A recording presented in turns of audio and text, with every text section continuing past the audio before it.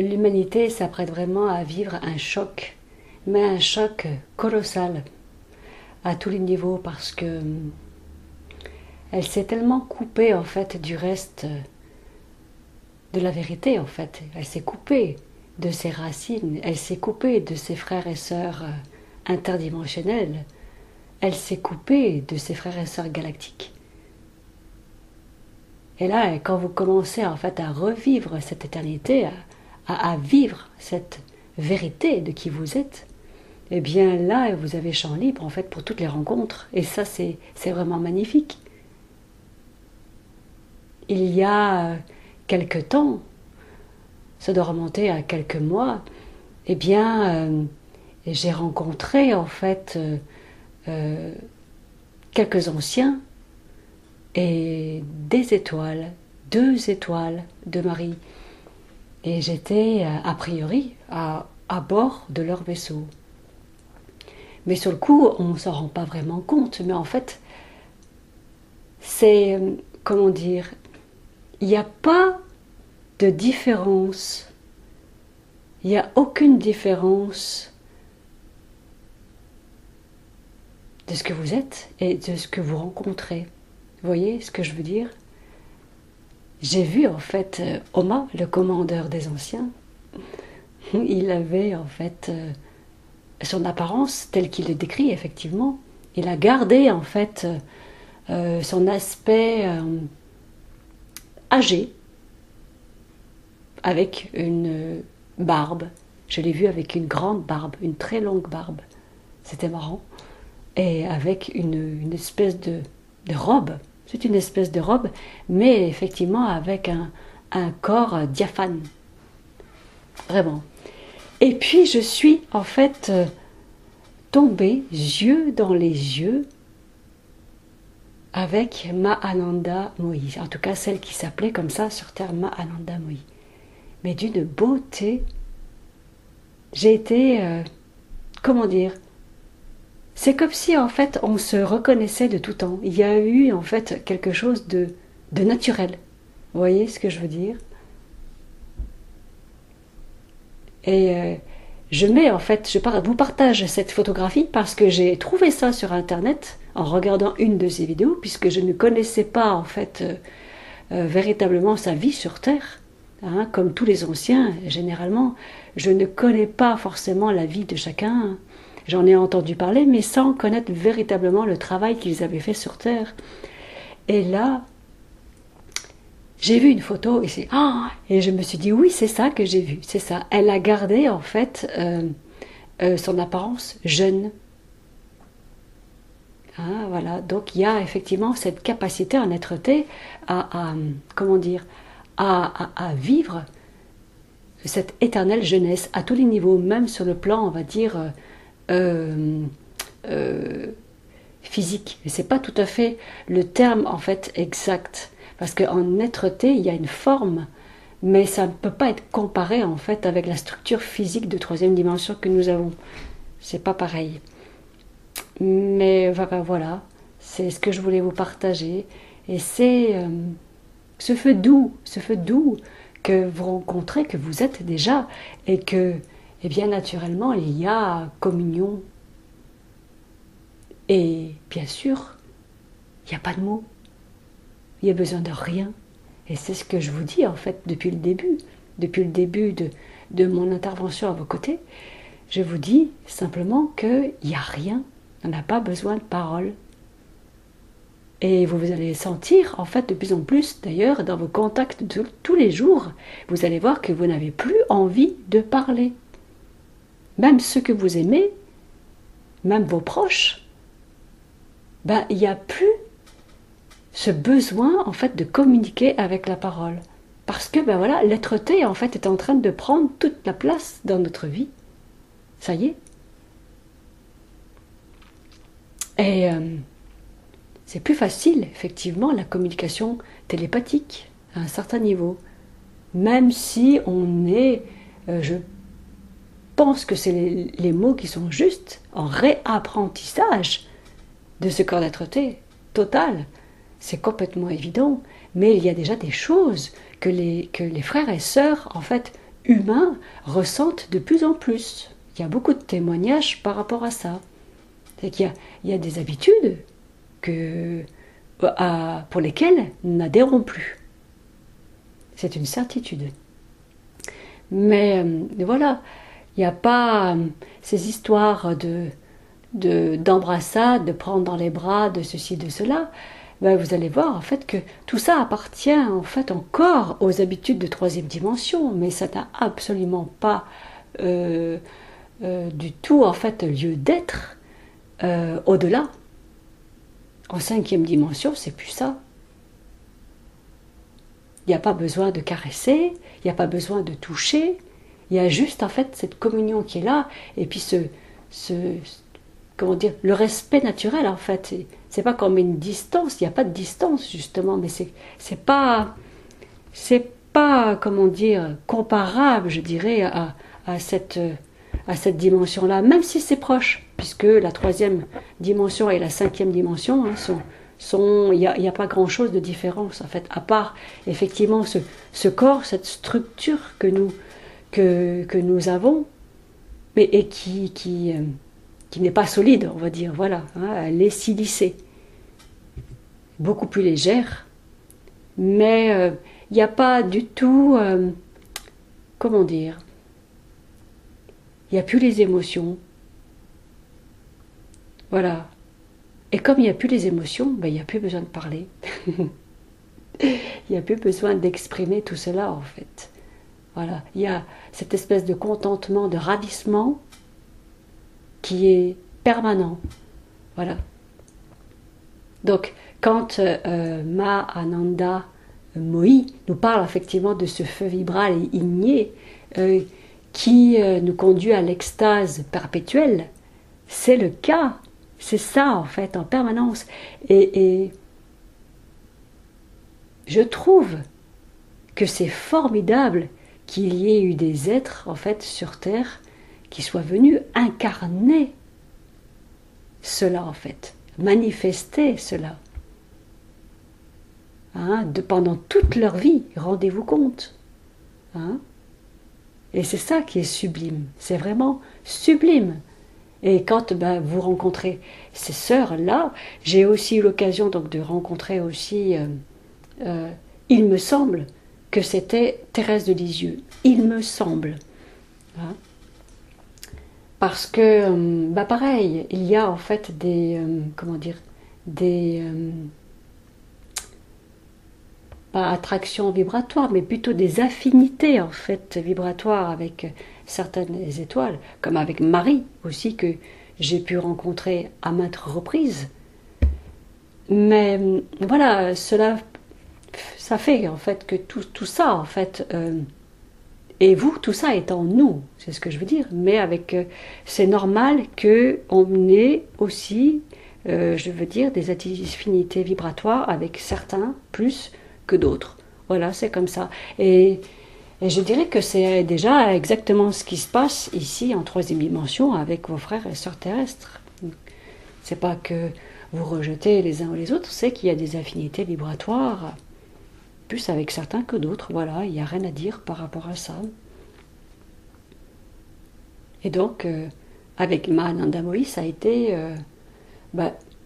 voilà, le feu. C'est tout ce que je peux vous dire en fait, c'est qu'il y a vraiment ce ressenti de feu vibral qui est là, ce feu igné, constant, cette félicité. Et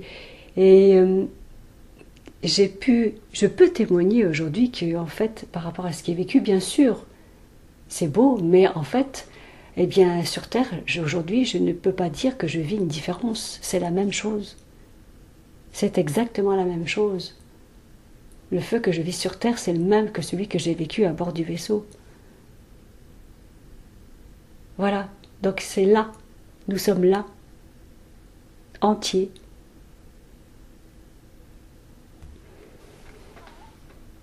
Et le mot le plus juste qui se rapproche de cela, effectivement, c'est la félicité.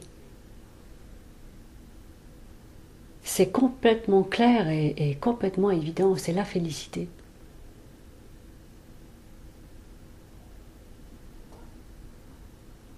Alors voilà ce qui va être en fait offert à toute l'humanité, et ce qui est déjà offert. En fait, ça a toujours été là. Il suffit simplement de se brancher à cela, de se brancher. Et c'est vrai, il est vrai qu'en France, eh bien, si effectivement la France est la dernière à être touchée par tous les événements qui vont arriver, c'est parce que aussi la lumière, quelque part, lui donne aussi toutes ses chances de se réveiller à cela. Parce que ici, sur ce territoire, on a affaire en fait à un bloc de béton. Un bloc de béton. Non pas que les hommes et les femmes n'aient pas un cœur, c'est pas ça. Mais c'est que ce cœur n'est pas forcément tourné vers l'éternité. C'est ça toute la différence. C'est ça.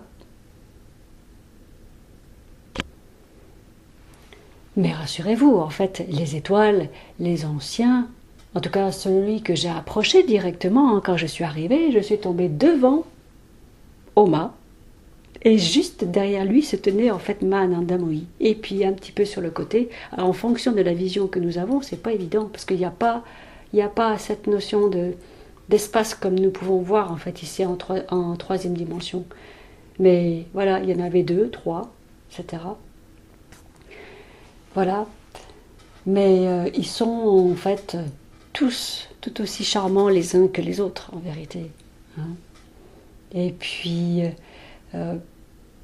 voilà, j'exprimerai aussi le fait d'avoir, comment dire, de partager avec vous certaines expériences que j'ai faites déjà par écrit, et puis pour ceux en fait qui commencent à écouter et puis à me lire aussi depuis quelques années, il y a aussi cette magnifique rencontre de l'archange Raphaël. Ça remonte déjà à de nombreuses années. Où, eh bien là, c'est pareil. Il n'y a pas besoin de mots. Il n'y a pas besoin de mots. Et la manifestation que j'ai eue, c'était une manifestation de 5e dimension, puisque le commandeur des anciens avait bien expliqué qu'en fait, ils peuvent avoir une forme anthropomorphique, d'apparence humaine même, une apparence seulement en 5e dimension. Au-delà, ce n'est que de la pure lumière. Même quand ils apparaissent en 3e dimension, plus ou moins, eh bien, il y a un aspect complètement, en fait, lumière. Hein. Et là, quand il avait parlé à un certain niveau, qu'effectivement, que même l'archange Michael, peu importe, certains archanges, c'était de beaux jeunes hommes, c'est la vérité. C'est la vérité. Il y a la beauté, en fait, elle est partout. Elle est partout, à tous les niveaux. À tous les niveaux. C'est ça qui est magnifique. Et ça n'a rien à voir, en fait. Il n'y a plus, en fait, ces notions. On ne peut plus du tout parler, on ne peut plus réagir, en fait, comme une femme ou un homme réagirait en 3e dimension, face à une beauté. Hein? Donc, il n'y a plus du tout, ça n'a plus rien à voir. C'est un monde libre, en fait. Il n'y a plus du tout de prédation. Et quand je me suis retrouvée face à cet archange-là, Raphaël, l'archange de la guérison, archange aussi de la joie, puisque c'est le cas, effectivement, j'ai su aussi, avec l'expérience et les écoutes, que on a tous un ange gardien, et bien effectivement, lui aussi est là pour me garder, comme il est là pour garder énormément aussi d'humains. C'est en fonction aussi, encore une fois, des affinités vibratoires de chacun.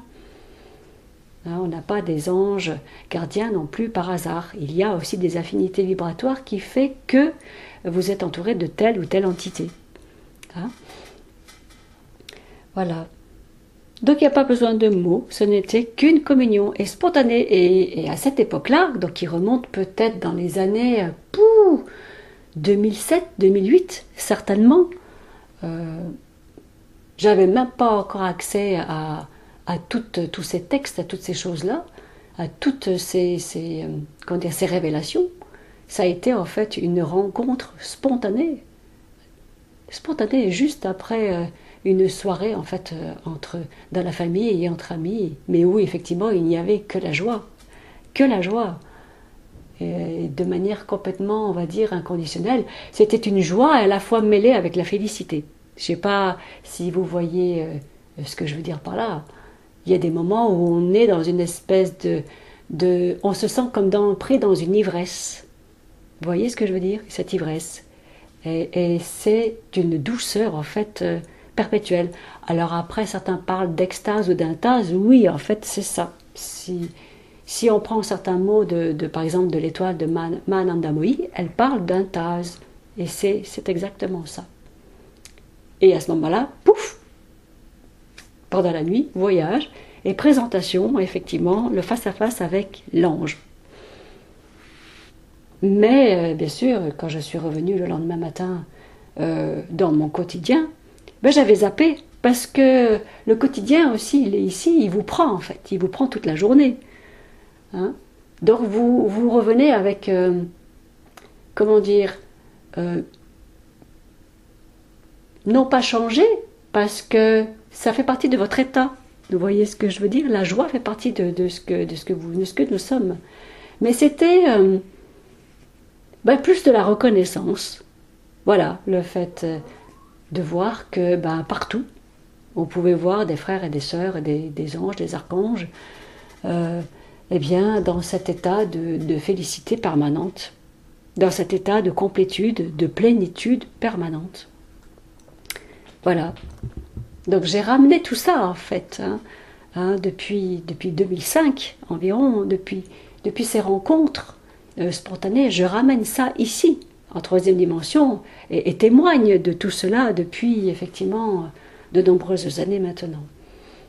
Voilà. Tout simplement pour dire que, eh bien, en vivant cette ultime, la vérité de ce que nous sommes, eh bien, il ne peut pas y avoir de projection, en vérité. C'est absence totale de projection. C'est dans ce maintenant, dans ce maintenant, qu'il y a déjà tout. Vous voyez? Voilà. Alors, pour la petite anecdote, concernant justement la rencontre avec l'archange Raphaël, eh bien, je n'avais en fait aucune possibilité de retranscrire quelque part le visage. Je ne connaissais pas du tout cette entité, cet individu, entre guillemets. Mais j'ai bien compris effectivement que ça venait de moi aussi, de mon intérieur, et puis de ce contact en fait direct avec l'ange gardien, en tout cas, voilà, qui est un archange. Et puis, eh bien, un jour, en promenant sur Internet, eh bien, j'ai découvert ce visage. Ce visage est venu en fait directement sous mes yeux, comme ça, du jour au lendemain. C'était une peinture d'un artiste en fait connu, dont j'avais déjà donné le nom, Desmiello, je crois qu'il s'appelle, Desmiello, Armand Desmiello.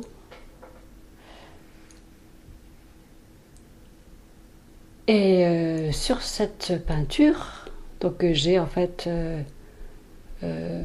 transmis dans le manuscrit de la guérison de l'humanité, une grande histoire d'amour. Eh bien, et là, il est en fait peint avec une combinaison blanche et puis un grand triangle rouge. Alors, j'avais affaire à cette époque-là, en fait, à quelques médiums, dont une médium qui avait réussi en fait à rentrer en fait en contact de nouveau avec l'archange, et puis qui lui posait des questions, et puis donc en fait elle me donnait les réponses directement. Et donc Raphaël en fait communiquait avec elle et essayait en fait par tous les moyens de me transmettre un message. Donc j'ai dit soit, je vais écouter, je vais entendre ce qu'elle a aussi à me dire. Et puis donc je pose la question, je demande, je dis mais qu'est-ce que ce triangle rouge? Pointe en bas. Et elle répond directement, c'est toi. Ah, j'ai pas compris en fait. Moi je raisonne pas en fait comment dire, en forme géométrique. Même si nous sommes cela à un certain niveau, sur le coup, j'avais pas compris. J'avais pas compris parce que pour moi, Enfin bon, la vie, si vous voulez, elle se résume pas à une forme géométrique. Hein. Il y a, c'est tout. Hein. Et en fait, j'ai su ensuite, effectivement, que ce triangle rouge, hein, c'était le feu. Je l'ai vu, je l'ai vécu, tout simplement. Hein. C'est parce que ça ne pouvait pas être autre chose que ça, le feu. Effectivement, il s'agit en fait du symbole du feu igné. Voilà. Donc si, comme disait Raphaël, c'est moi, ce triangle, ce feu, donc c'est naturellement vous. Vous voyez ce que je veux dire? Donc ils sont malins, les archanges. Hein. Ils sont malins. Vous les questionnez et puis ils vous répondront, ben c'est toi. Hein, et ce que je suis, eh bien c'est toi aussi. Je suis en toi et donc je suis toi. Voilà, c'est tout simple. Voilà, donc il fallait simplement révéler cela, hein, pouvoir témoigner de cela ici sur Terre. Hein? Voilà.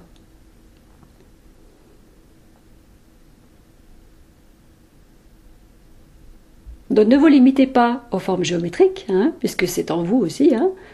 Voilà, vous êtes là pour simplement pour rayonner ce divin, rayonner la vérité de qui vous êtes, c'est tout. C'est tout, juste ça. Voilà, dans la pure joie. Et puis vous voyez autour de vous qu'aujourd'hui, eh bien, il va y avoir de plus en plus de gens que vous croyez plus ou moins coincés. Et puis vous allez voir qu'en fait, tout ça n'était qu'une apparence. C'est totalement faux. C'est complètement faux. Et j'ai toujours dit, ça fait des années que je le dis, hein, tout en accompagnant effectivement les dires du commandeur, que les derniers seront les premiers. Parce que si vous regardez au-delà des apparences, vous allez voir que le cœur universel, le cœur, cette joie profonde, cette paix, eh bien tout le monde la vit. Tout le monde la vit. C'était pas forcément manifesté. Pourquoi? Parce qu'il y a eu tous les blocages, effectivement. Il y a eu toutes ces lignes de prédation. Mais tout ça, comme tout ça était en train de sauter, ben naturellement, qu'est-ce qui émerge? La vérité. Et de partout. De partout. Vous allez voir ça de partout, ça va vous sauter aux yeux. Les gens que vous croyez coincés jusqu'à présent, ou qui pour vous faisaient fausse route, ou se trompaient, ou n'étaient pas suffisamment éveillés, ou étaient à l'inverse carrément même de vos attitudes et de votre façon de voir les choses, de votre point de vue, eh bien vous allez voir que c'est faux. C'est ça aussi l'illusion. Hein.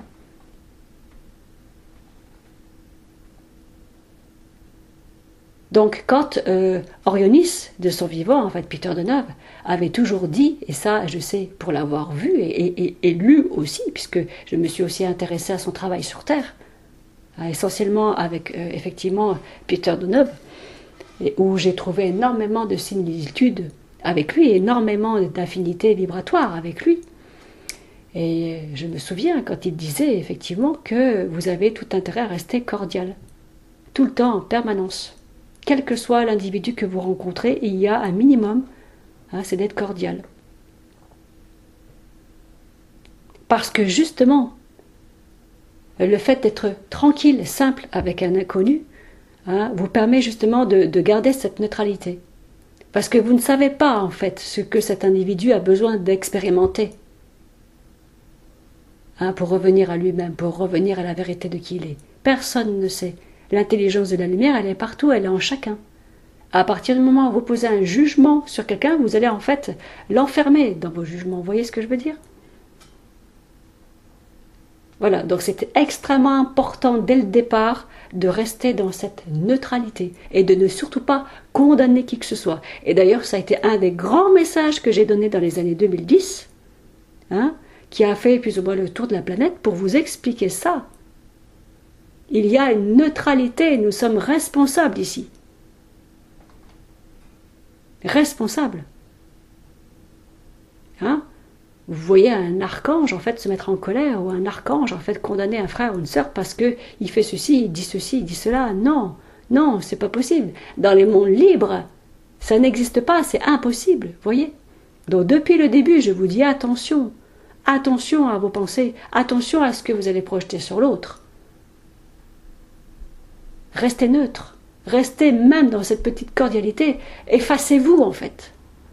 Écoutez ce que l'autre a à vous dire. C'est ça être dans l'accueil en fait. Hein.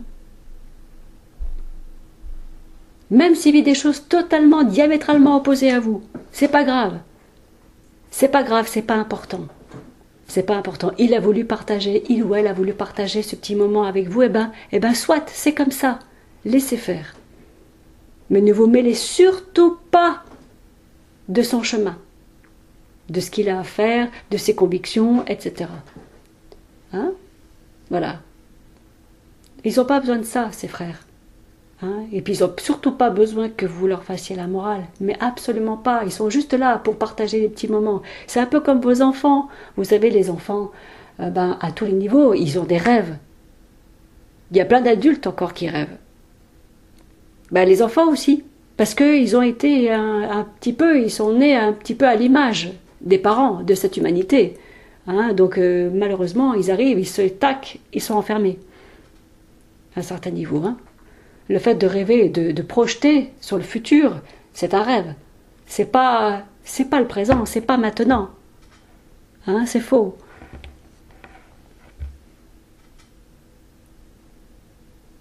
Donc voilà, vous n'avez qu'à laisser dire en fait. Et puis peut-être à un moment donné, gentiment, les ramener au présent, leur dire, voyez, voilà, pour l'instant, c'est bien, tout ce que tu dis, tout ce que tu fais, c'est super, c'est génial, ça peut être sympa, effectivement.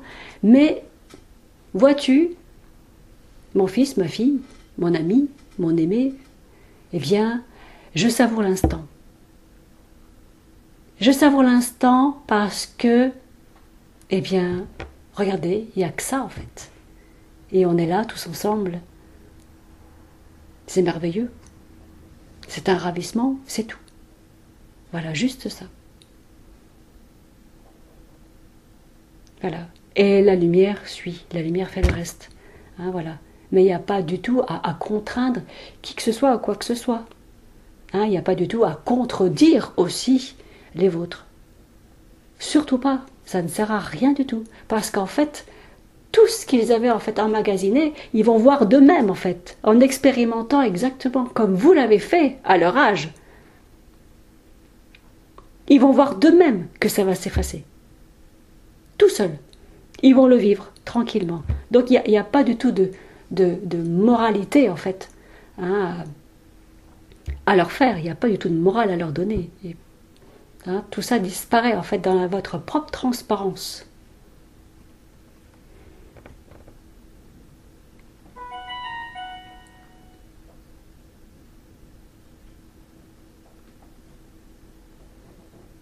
Voilà, c'est ce que je voulais partager avec vous ce soir. À très bientôt. Et comme diraient certains, au revoir.